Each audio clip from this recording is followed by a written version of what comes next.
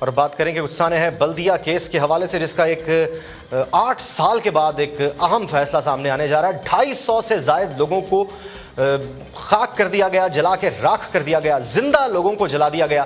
پاکستان کی تاریخ میں یہ وہ سیاہ ترین دن تھا کہ جسے بعد میں دبا تو دیا گیا، لیکن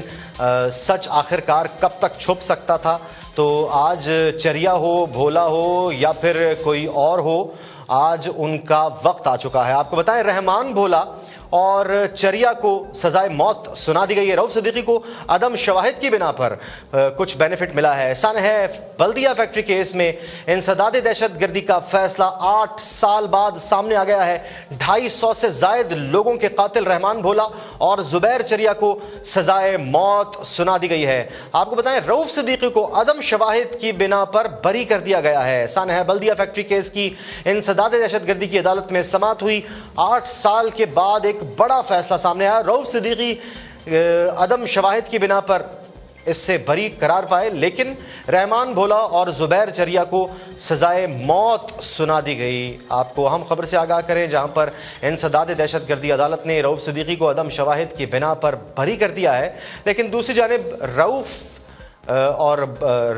چریا اور رحمان بھولا دونوں کو سزائے موت سنا دی گئی ہے۔ وہ لوگ ہیں جنہوں نے اس فیکٹری میں آگ لگائی تھی۔ اس سے قبل ان لوگوں نے بھتہ مانگا تھا اور بھتہ نہ دینے پر فیکٹری کو آگ لگانے کی دھمکی دی گئی تھی، اور اس دھمکی کو انہوں نے عملی جامہ پہنایا کیونکہ انہیں بھتہ نہیں ملا تھا۔ بہرحال مزید کیا تفصیلات ہیں اس فیصلے کی، جانتے ہیں اپنے نمائندے ندیم شہزاد سے۔ ندیم، ذرا آگاہ کیجیے گا، کیا تفصیلی فیصلہ آیا؟ ثانیہ، بلدیہ کی وجہ سے انسداد دہشت گردی کی عدالت میں آج صبح سے اس کی سماعت ہونے کی جو تاخیر کا شکار رہی، اب اس کا فیصلہ سامنے آ گیا ہے۔ اس حوالے سے فیصلے کے اندر رحمان بھولا اور زبیر چریا جو کہ مرکزی کردار تھے، ان کو سزائے موت سنا دی گئی ہے، اور رؤف صدیقی جو کہ اس وقت وزیر صنعت تھے، ان میں عدم ثبوت کی وجہ سے انہیں بری کیا گیا کہ ان کے جو شواہد ہیں ان میں مکمل طور پر نہیں ملے۔ رحمان بھولا جنہیں کہ بینکاک سے گرفتار کر کے لایا گیا تھا پاکستان میں، اور ان پر باقاعدہ طور پر اس کیس کے اندر ان کی یہ ملزم تھے اور ان کی جان سے پہلے اس کا اقرار بھی کیا گیا تھا۔ بعد میں رحمان بھولا نے کراچی پہنچنے پر کیس جرم سے انکار بھی کیا تھا، لیکن جی آئی ٹی جو تشکیل دی گئی تھی اس کے جو شواہد اور رپورٹیں تھی اور جتنے بھی ان کے دلائل تھے، ان کی روح میں جو آج فیصلہ سنایا گیا ہے، اس میں رحمان بھولا، زبیر چریا کو سزائے موت اور رؤف صدیقی کو عدم ثبوت اور ان کے دلائل مکمل نہ ہونے کی وجہ سے، ان کی جو شواہد مکمل نہ ہونے کی وجہ سے انہیں بری کر دیا گیا ہے کہ اس کیس سے۔ اور اس حوالے سے ثانیہ، بلدیہ کے جتنے بھی اس میں 260 کے قریب جو افراد اس میں جہاں بحق ہوئے تھے، ان کے لواحقین بھی فیصلے کے منتظر تھے کہ کیا فیصلہ آتا ہے۔ اس وقت صبح سے ہی انسداد دہشت گردی کی عدالت میں انتہائی گہما گہمی رہی اور غیر معمولی نفری بھی یہاں پر بڑھا دی گئی تھی۔ اس حوالے سے اس کیس میں دیکھا جائے تو جو مل کے مالکان تھے، جن میں ارشد بیلا، شاہد بیلا اور ان کے والد وہ بیرون ملک میں، ان کے جو بیانات تھے وہ ویڈیو لنک کے ذریعے ان کے بیانات دیے گئے تھے۔ اس حوالے سے ان کی جانب سے بھی بعد میں لاسٹ ان کا یہی کہنا تھا کہ اس فیکٹری میں جو آگ لگائی گئی تھی بستے کے اس پر لی گئی تھی، اور رحمان بھولا کی جانب سے یہ کہنا تھا کہ اس پر جو انہیں احکامات دیے گئے تھے وہ عماد صدیقی کی جانب سے دیے گئے تھے، اور عماد صدیقی جو تھا وہ اس کا مرکزی ملزم اور کردار رہا ہے۔ اس وجہ سے اس مل کے اندر ایک مینیجر تھے منصور، جن کے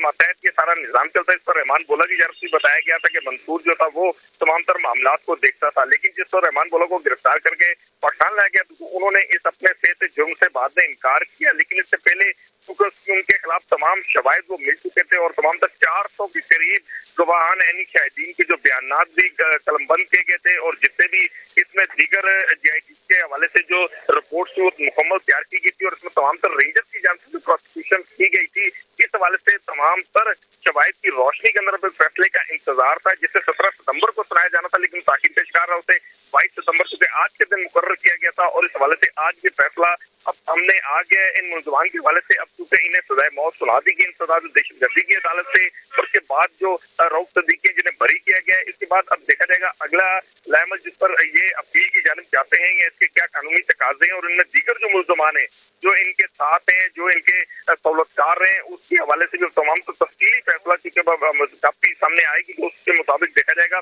کہ ان میں کیا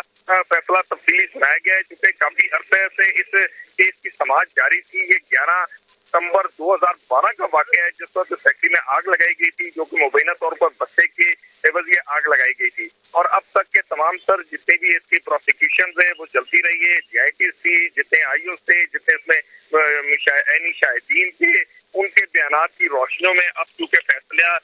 फैसले को फाइनल किया गया और फैसला अब चूंकि सुबह से ही इंतजार बहुत बड़ा फैसला है जिस पर आने वाले वक्त के अंदर देखा जाएगा इसके जो मुल्जमान हैं जिन्हें अब जो सजा मौत सुनाई गई है इस पर अमल दरामद के हवाले से और इनकी जो आगे अपीलें उस हवाले से क्या फैसला होगा इस वक्त तक की जो इतलात हैं अब तक का जो फैसला है वो इस वक्त सामने और तफसीली फैसला बहुत जल्द सामने आ जाएगा जिसके अंदर दीगर मुल्जमान और जो इसमें मौजूद हैं केस के अंदर इनके हवाले से भी। और सानिया बल्दिया एक बहुत बड़ा वाकया था जो कि एक दहशत गर्दी की इसके अंदर जो दफात भी शामिल थी कि इस फैक्ट्री के अंदर आग लगाई गई जिसके अंदर बेगुनाह जो वर्कर थे वो जले और अरशद बैला और शायद बैला पर भी जो FIR थी फिर उनको जमानतें करा ली थी। उसके बाद वो यहाँ से रायपुर अख्तियार करके बैरून मुल्क चले गए तो वो बैरून मुल्क के नेशनल भी थे वहाँ के। उसके बाद उन्होंने फिर इस बात पर वीडियो लिंक पर इस बात की तस्दीक की थी कि इनसे पता तलब किया गया है और फैक्ट्री के अंदर जो सानिया जो मामला है वो पत्ते का ही है। इस हवाले से जो केस के शवाहिद थे वो भी तमाम तर मैच कर रहे थे कि इसमें बद्दे का उनसर मौजूद था जिसमें MQM लंदन के जो कारिंदे थे और मकामी सतह पर थे कि बल्दिया फैक्ट्री जहाँ पर वाक़ है यहीं का रहमान बोला भी इसी इलाके का रहने वाला सेक्टर को देखता था और यहाँ के तमाम तर ऐसे एक्शन ग्रुप को भी ये देखा करता था। जुबैर चरिया भी यहीं का था और इसके साथ दीगर जो MQM लंदन के जो कारिंदे थे उनके मुलव्वस होने की शवाहिद सामने आए थे। और अब इस सानिया बल्दिया केस का जो फैसला सामने है उसमें MQM लंदन से ताल्लुक रखने वाले रहमान बोला जिन्हें बैंकॉक से गिरफ्तार किया गया था, जुबैर चरिया इनको सजाए मौत सुना दी गई है। रऊफ सिद्दीकी जो कि MQM के वजीर भी रहे और उस वक्त के ये वजीर सनत व तिजारत थे जब इनका नाम भी इसमें आया था कि इनकी जान से भी ये भत्ता जो है वसूल करने के हवाले से पुष्टपराई इनकी रही है। लेकिन इसमें अम्मार सिद्दीकी जो कि मरकजी मुल्ज़म थे मरकजी किरदार उनके नाम का भी सामने आया था और अब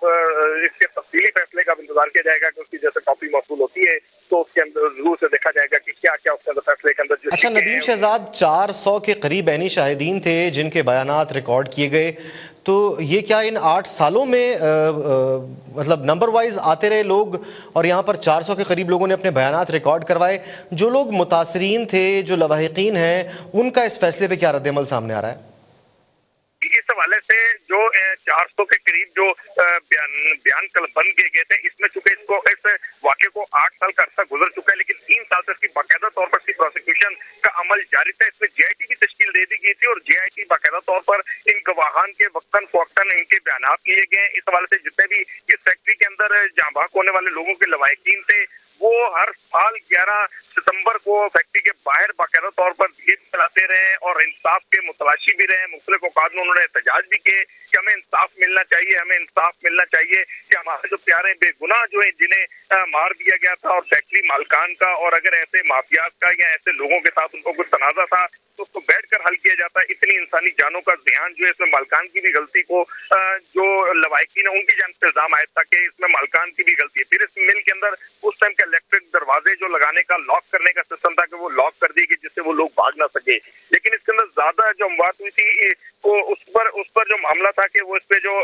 बेसमेंट में जो लोग थे वो ज्यादा इसमें मुतासर हुए थे और कई लोगों की इसमें डेड बॉडी की शिनाख्त भी आखिरी वक्त तक नहीं हो सकी थी। तो लवाहिकीन की जान से यही था, उनकी जान से ये भी मुतालबा आता था कि रऊफ सिद्दीकी जिन्हें बरी कर दी गई इस केस में जो उस वक्त के वजीर सनत थे इनकी जान से ये कहना था कि जो फैक्ट्री है इसे गिरा कर यहाँ पर पार्क या मस्जिद बना दी जाएगी। तो आज भी इनके जो प्यारे हैं लवाहिकीन है जो वो उनकी जान से कहना है कि वो चूंकि बल्दिया के रहायशी है फैक्ट्री के करीब के इलाकों के अतराफ के रहायशी है वो कहते हैं जब भी गुजरते हैं फैक्ट्री से देखते हैं हमारे अंदर वो दर्द बेदार होता है तो इस फैक्ट्री की जगह पर कोई ना कोई ऐसी चीज बनाई जाएगी उनका मुतालबा रहा है। और इसके बाद रऊफ सिद्दीकी ने जो वादे दावे किए थे शरीफ साहब वो पूरे होते हुए तो नजर नहीं आए। लवाहिकीन इंसाफ की तलाश में 8 साल का अरसा गुजर चुका कि वो तलाश करते रहे लेकिन अब चूंकि फैसला सामने है MQM लंदन के वो कारिंदे थे जिनके सामने पहले कोई बयान देने को भी इलाके सतह पर तैयार नहीं था, उन्हें काफी दबाया धमकाया गया तो बयानात में भी रद्दोबदल वक्तन फोक्तन आते रहे। लेकिन JIT जब तश्कील दी गई तो उनके पास गए उनको हौसला दिया गया